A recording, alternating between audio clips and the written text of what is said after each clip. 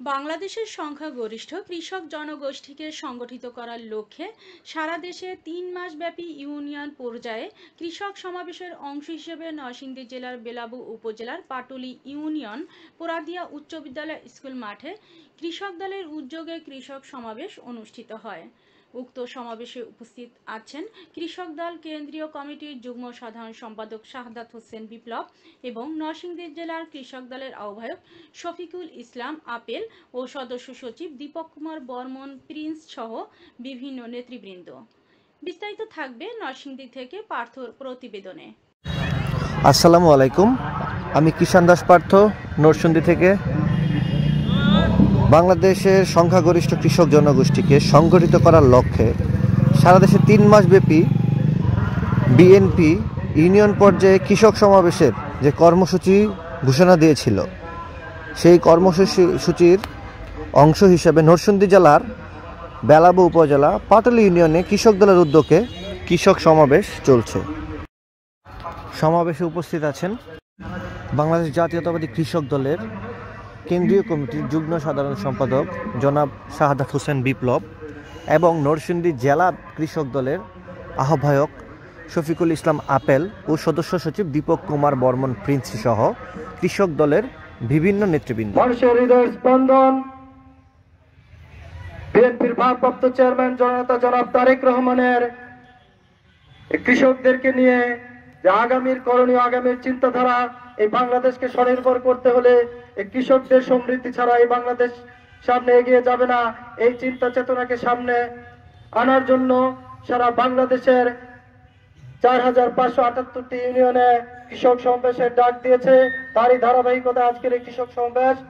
আজকের এই কৃষক সমাবেশে নেতৃবৃন্দ, কৃষকদের উপস্থিতি হবে, কৃষকরা বলবে, নেতারা শুনবে। সকল সমাবেশের নেতারা বলে, আপনারা শুনেন না, এখানে আপনারা বলবেন, আমরা শুনবো। বিগত 15 বছরে ফ্যাসিস্ট সরকার কৃষকদেরকে যে ধ্বংস করে দিয়ে গেছে সেটা আপনারা বলবেন, এবং কি করলে বিএনপি যদি আপনাদের ভোটের মাধ্যমে ক্ষমতায় আসে তখন কি করলে আপনাদের জন্য ভালো হবে, এই কথাগুলা আপনারা একদম চায়ের স্টলে বসে যেভাবে কথা বলেন এভাবেই বলবেন। এখানে কোনো কিছু আপনাকে দিলে আমরা কিছুটা সুন্দরভাবে আমরা করতে পারবো।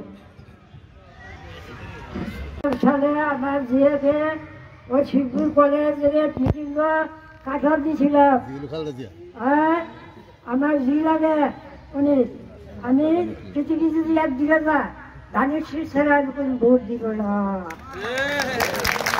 আর ধানের শীষ ছাড়া আমি কোনো ভোট দিব না ইনশাল্লাহ।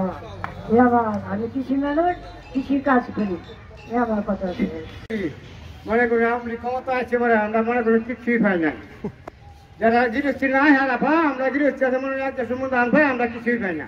এগুলো আমরা শেষ করলাম। আসসালামু আলাইকুম। কিন্তু আমরা সবচেয়ে ক্ষতিগ্রস্ত যেটা সময় মতো দিতে পারি না। এবার 15-20 বিঘা জমির মাঝে 1 ফুট সার দিতে পারি না।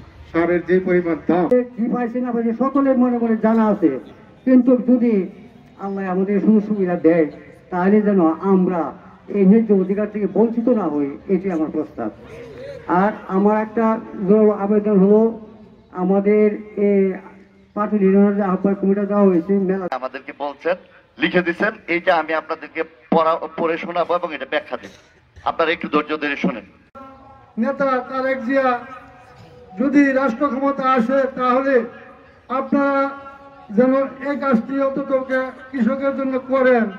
যারা কৃষিকাজ করে তাদের মিটারটা যেন সম্পূর্ণ সরকারিভাবে বিদ্যুতায়িত করা হয়, এ বলে আমি আমার।